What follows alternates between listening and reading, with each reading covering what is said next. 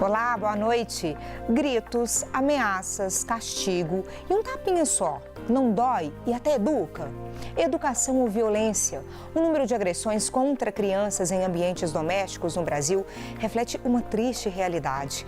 Mais de 80% das violências são cometidas dentro de casa e por parentes ou pessoas próximas. Estudos sobre o comportamento infantil avaliam, inclusive, os efeitos a longo prazo de experiências precoces de abuso físico, psicológico, negligência e abuso sexual. Assunto de hoje aqui no Opinião Minas.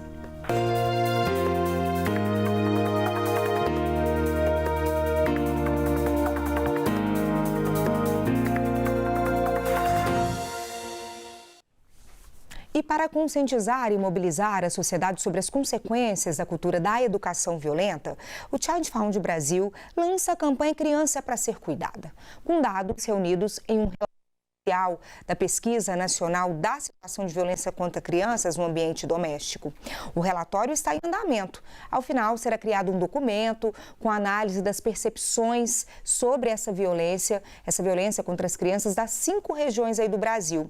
Aqui no estúdio, eu recebo Juliana Franco, ela é pediatra e educadora parental. Juliana, boa noite, seja bem-vinda ao Opinião Minas, tudo bem? Boa noite, Érica, tudo bem? Boa noite. Juliana, nós vamos receber também aqui para participar da entrevista com a gente, mas virtualmente, a Águida Barreto.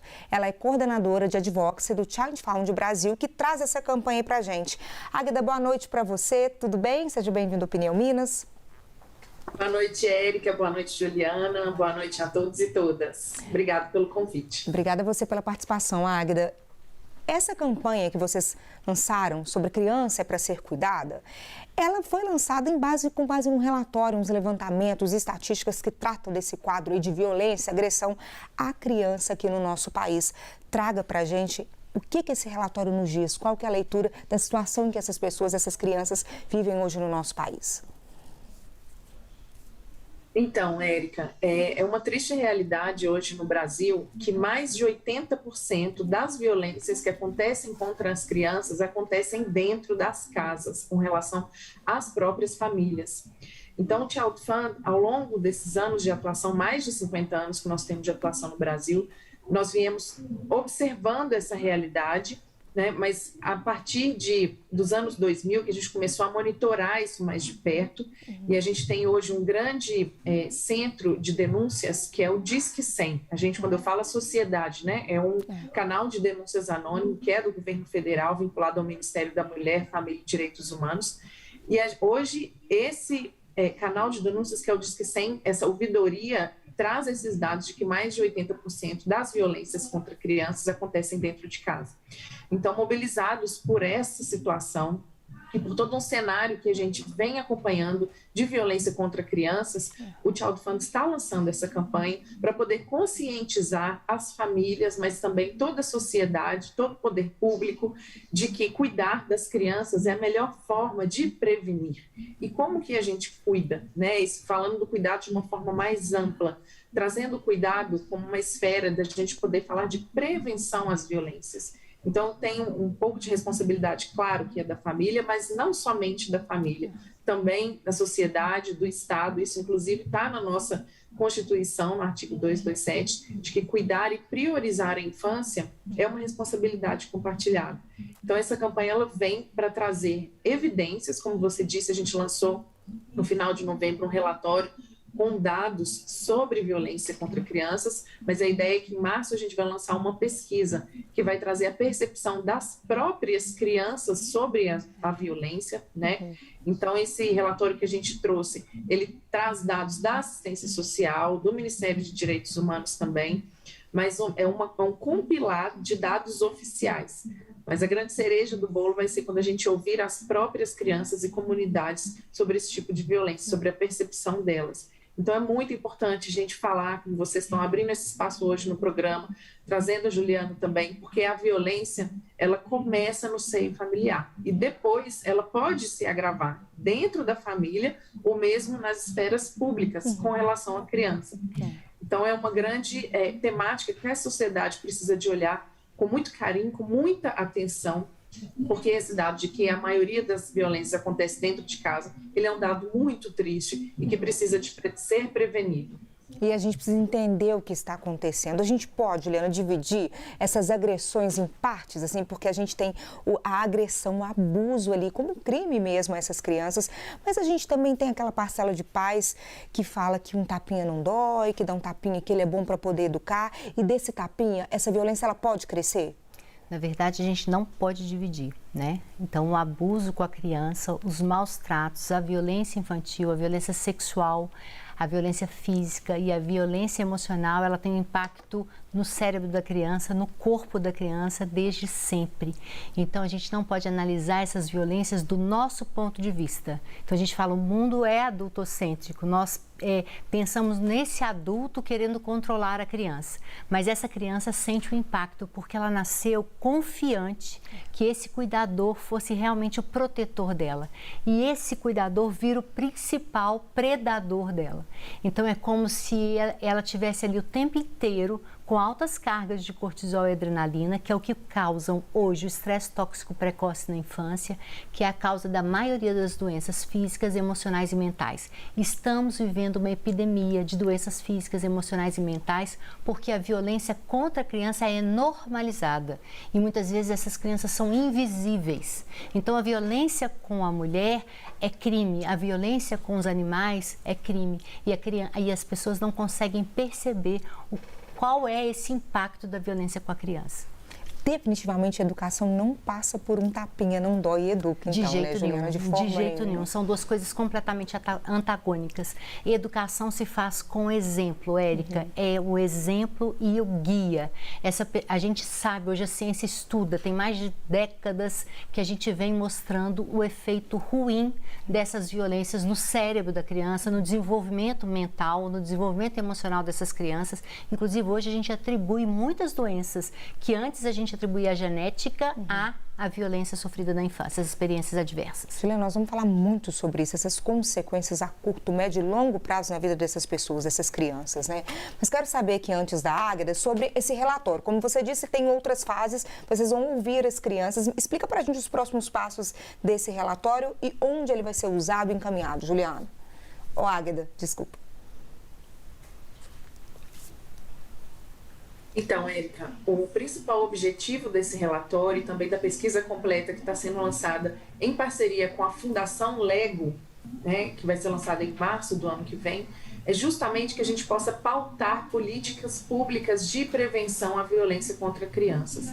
Então, esse relatório ele considera dados de notificação do sistema de assistência social, né, é uma notificação toda vez que chega, por exemplo, em hospitais, situações de violência contra crianças, é obrigatório que sejam relatadas essas situações, mas a gente vê ainda uma grande disparidade dentre os números que são relatados e a real situação, que é o que a gente está buscando investigar, porque o Child Fund tem contato com comunidades, com crianças, a gente atua, a gente atinge mais de 100 mil pessoas no Brasil e a gente sabe que esses dados que são notificados, eles refletem uma pequena parcela real do problema, ou seja, ainda existe uma taxa de subnotificação sobre a violência contra crianças, tanto nos sistemas de saúde, quanto também no sistema do Disque 100, porque é um sistema que você pode ser anônimo, né, no Disque 100 para poder denunciar, e muitas vezes as crianças nem chegam a externalizar a violência que elas estão sofrendo. Muitas vezes elas mesmas não reconhecem situações de violência que elas estão sofrendo, porque como a Juliana trouxe, elas são seres em fase de desenvolvimento, então muitas vezes o adulto para ela é uma referência de cuidado, e o cuidado que ela recebe muitas vezes, né, pode ser uma violência ou pode ser um cuidado inadequado. Então a ideia é que a gente traga com esse relatório e com essa pesquisa um cenário um pouco mais próximo, um pouco mais real, né, dessa situação que a gente vê acontecendo com crianças, sabendo que a grande maioria acontece dentro de casa, mas a gente não quer culpabilizar e responsabilizar exclusivamente as famílias. A gente quer que a gente possa pautar políticas públicas de prevenção a essas realidades.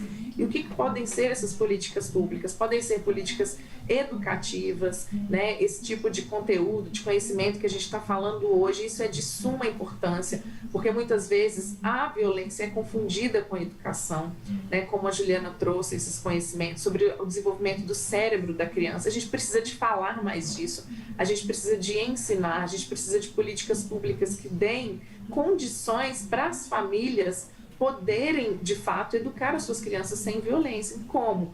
Com instrumentos educativos, né? O Child Fund tem vários projetos que ensinam isso. A gente tem um projeto que é em parceria com a Fundação LEG, que é o projeto Brinca e Aprende Comigo, que fala da parentalidade lúdica, da importância do brincar na convivência parental. Então, a gente precisa de trazer isso para a agenda pública, né? E mais do que tudo, né? Ter orçamentos, ter dinheiro, né? Para poder investir nessas políticas públicas de prevenção, especialmente a violência contra as crianças. Então, esse é o grande objetivo da nossa campanha. Fomentar, trazer essas informações, trazer evidências de qualidade e poder levar esse tema para políticas públicas. E ter a destinação correta dessas verbas, como você está dizendo aí, né, Águeda? Águeda, queria te agradecer pela participação aqui com a gente, por ter compartilhado esse levantamento aí de vocês. Muito obrigada, viu? E boa noite para você. Obrigada, boa noite, Érico, boa noite, Juliana. Boa e convido noite. a todos queiram conhecer a nossa campanha. Tem o site www.criançaeprasercuidada.com.br, uma campanha do Child Fund Brasil. Muito obrigada pela oportunidade. Obrigada a você, Águeda. A gente vai deixar aqui o site para todo mundo, nosso telespectador, acionar aí, ter contato com a campanha e espalhar também. Não é mesmo? Obrigada, tchau, tchau, boa noite. Juliana, uma fala da Águeda ali, ela disse sobre a questão de, que você também falou, que às vezes a criança acha até que é normal, natural, o tapa, a agressão ali, porque é aquilo que ela está convivendo, acha que é normal, natural viver nesse ciclo aí. E aí a gente fica pensando, então, quer dizer que se ela acha, normaliza, a própria criança normaliza por não ter esse conhecimento, essa noção, quando a pessoa vai crescendo, ela tende a ser um adolescente agressivo, um adulto agressivo, que vai praticar as mesmas violências também. Isso faz sentido ou não? Sim, na verdade tem dois grandes problemas aí sobre o que a Águeda falou. Um é que essa criança está numa situação de tanta vulnerabilidade e ela confia tanto nesse adulto que ela não sente que aquilo é violência, ela sente que aquilo é amor. Então, meu pai e minha mãe me batem por amor, meu pai e minha mãe me humilham por amor. Ela, inclusive, acha que a violência sexual é por amor, porque a criança não sabe o que é normal e o que não é. Então, ela começa a sentir no tapa, por exemplo, a dor que ela sente, né? Seja um tapinha, um tapão, um belisquinho ou um beliscão, ela sente no corpinho dela que ela é merecedora daquilo. De tanto que você vê muitos adultos hoje que falam que eu apanhei e sobrevivi. Muito. Né? A gente escuta isso demais. Então, a gente tem esse grande problema que a criança confia tanto no adulto que ela acha que ela merece, que ela é merecedora. Então, não necessariamente ela vai se tornar um adolescente agressivo, mas ela pode se tornar um adolescente completamente apagado e medroso, né? Com medo de tudo. Então, é aquela menina e aquele menino que ficam bonzinhos porque aprenderam respeito através do medo e vivem uma vida inteira dessa obediência ao outro. E quando chegam na vida adulta, sim, porque o corpo guardou tudo aquilo. A gente tem provas na ciência que tudo que você reprime na infância, principalmente nos primeiros 5 anos de emoção, então raiva, tristeza, vem à tona na sua vida adulta. Então, na minha vida adulta, quando eu me relacionar, a base dos meus relacionamentos vão ser violentas. Então, ou eu vou ser violentada pelo meu companheiro, pela minha companheira e vou achar que isso é amor, ou eu vou violentar o meu companheiro e minha companheira achando que isso faz parte de um relacionamento amoroso. Né? E tem um outro problema que é esse do adulto que traz essa história e valida essa história porque ele acha que educação é isso, porque eu sobrevivi. Hoje eu sou um homem e uma mulher de bem porque eu apanhei dos meus pais. Então a gente tem uma certa normalização disso aí porque a gente não sabe o que hoje a ciência mostra, que essa resiliência, que essa capacidade de enfrentar desafios não vem do quanto eu apanhei. Que a gente fala assim, eu vou bater em casa para não apanhar na rua. Não vem a sua firmeza, o seu caráter, a sua personalidade, a sua resiliência, a sua empatia, vem do amor, não vem da dor. né? Então, quando a gente vai comparar as pessoas que vão, por exemplo, para o crime, né, que a gente sabe que é a história da infância que leva para o crime, hoje a gente sabe que é a história da infância que leva para psicopatia, para esquizofrenia, o que a gente achava que era genético, hoje a ciência vem com uma força tremenda mostrando é o ambiente. Né? Então, não culpabilizar, mas responsabilizar esses pais de se autoconhecerem, se autoeducarem. O que serviu para mim na minha educação? Não foi o tapa, foi o amor. A diferença que eu tenho para aquela pessoa que está no crime, que está no presídio, não foi o tanto que eu apanhei, porque provavelmente ela até apanhou mais que eu. A diferença esteve no amor e no cuidado. Então, quando a sociedade faz essa virada de chave, né, que não, eu não posso continuar validando a educação que eu tive porque ela não funciona. A ciência hoje mostra com muita clareza isso. Definitivamente tem pesquisas, estudos que trazem essas consequências, inclusive cognitivas, de aprendizagem, várias, né, Juliana? Nós vamos falar sobre elas daqui a pouquinho. Depois do intervalo, a gente volta com esse assunto. Até já.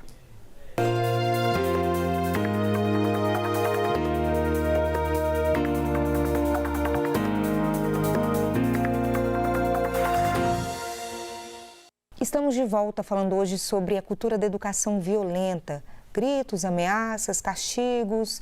Será que educam? A nossa convidada é a Juliana Franco, que é pediatra e educadora parental. Juliana, você já trouxe para a gente no primeiro bloco sobre essas consequências aí desse ciclo de violência que a gente vive. Tem consequências, por exemplo, cognitivas? A criança pode ter uma dificuldade de aprendizagem quando está nesse ciclo? Sim, muito. Na verdade, a gente vive uma epidemia de dificuldade de aprendizagem, de TDAH, que são muito relacionados a isso. Eu não consigo aprender se eu não estiver tranquilo. Eu não consigo aprender se eu não estiver me sentindo seguro. Então, se eu estou dentro de uma sala de aula e a professora grita o tempo todo, se eu estou em casa e minha mãe grita comigo o tempo todo, me xinga o tempo todo, está sempre querendo, me batendo, eu vou estar sempre com sinais de alerta. Então, é como se eu estivesse ali tentando aprender. Eu dou um exemplo simples assim para os pais que vêm até mim, do consultório, para os meus alunos também, que é como se eu estivesse ali tentando aprender com uma arma na cabeça. Ou se eu estivesse tentando aprender e quem está me ensinando é um urso. Então, eu estou com tanto cortisol e adrenalina que eu bloqueio, eu ligo o meu sistema luta e fuga, que é através do simpático. Então, meu coração está disparado, minha boca é seca, eu estou pronto ou para lutar com essa professora ou fugir. Eu estou pronto para lutar com a minha mãe ou fugir. E uma outra coisa pior, muitas vezes a criança tão vulnerável, em vez dela está no sistema luta e fuga, ela paralisa e a gente fala que é o trauma, né? A pessoa que é para me dar segurança, a pessoa que é para me proteger, a pessoa que brinca comigo é o meu principal agressor. Então eu entro num sistema parasimpático, que a gente fala, e aciono o nervo vago dorsal. O que é isso? Trauma, eu congelo. Então, todas as vezes que eu passar na minha vida por situações desafiadoras ou que possam me causar medo e estranhamento ou qualquer situação parecida, por exemplo, eu vivi com uma professora sempre violenta e vou fazer Enem, eu congelo e não faço nada. Me dá um branco, é o famoso branco. Me dá um branco na cabeça. Porque para eu aprender, eu preciso estar conectado. Então, se eu estou ali aprendendo uma coisa muito difícil em matemática e aquele professor de matemática, ele me olha, ele me sente, ele me percebe, ele me envolve, eu aprendo tudo.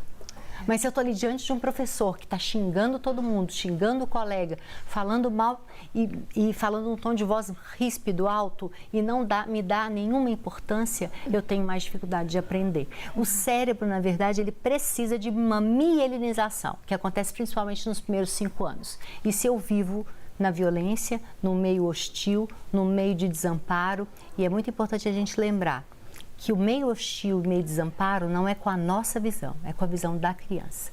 A criança se sente amada e pertencente quando ela está num mundo calmo, atencioso.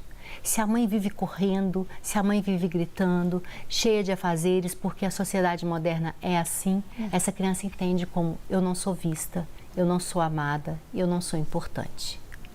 Juliana, que sério essa questão, né? estou aqui pensando que como que funcionam as nossas memórias? Às vezes a pessoa lembra de ter apanhado, de ter sido agredido na infância, mas às vezes ela não lembra também.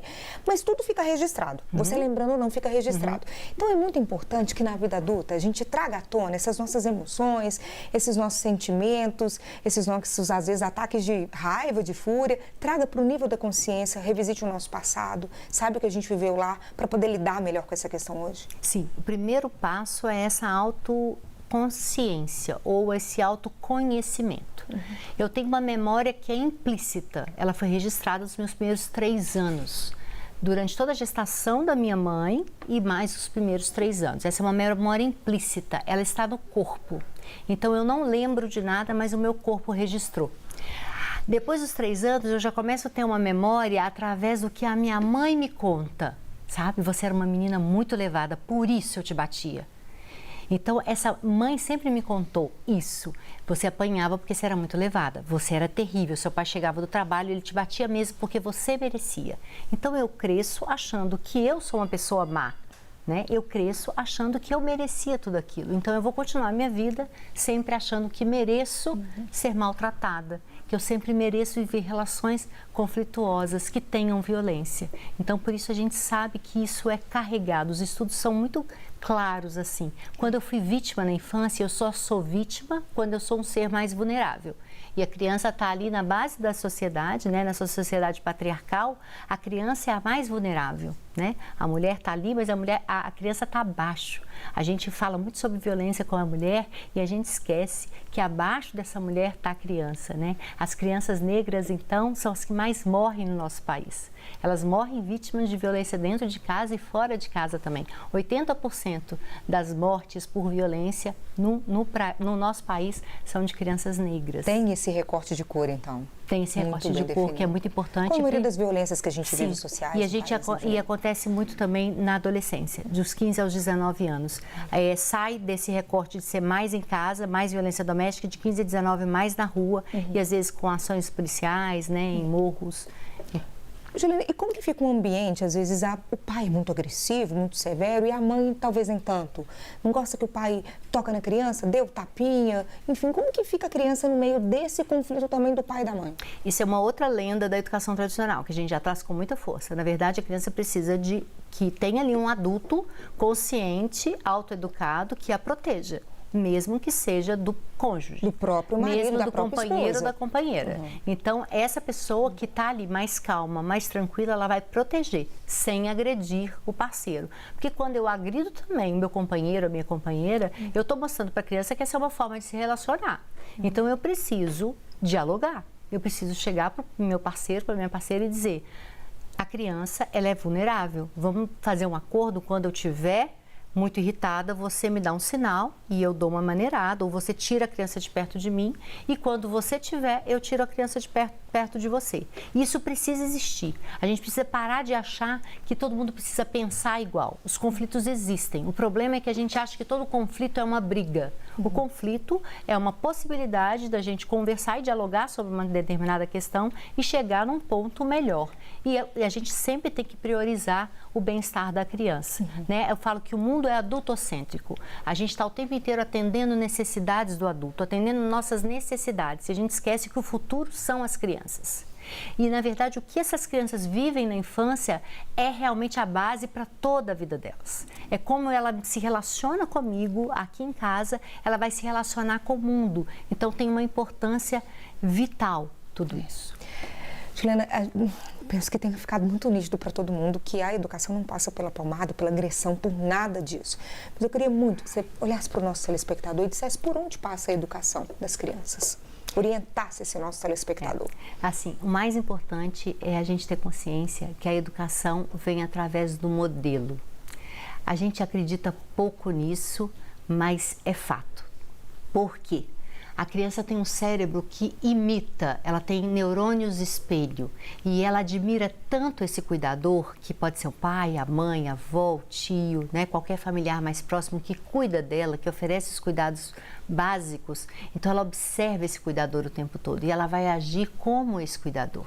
Ela vai aprender respeito sendo respeitada, né? Ela vai aprender, na verdade a gente precisa sempre lembrar que o desenho original do ser humano nos traz também com muita força que a criança nasce boa, ela nasce generosa e ela nasce com uma potência amorosa, né? E com uma autenticidade, com uma criatividade que basta esse cuidador ser responsivo e ser sensível que ela vai oferecer para o mundo toda essa potência amorosa. Juliana, muito obrigada pela participação aqui com a gente. Obrigada, Ficaria horas Érica. aqui conversando com você. Que tema fundamental, né? Fundamental. Muito obrigada. Obrigada por ter trazido essa pauta. Imagina, a gente que agradece a disponibilidade. É você também, obrigado pela companhia. Uma boa noite e até amanhã.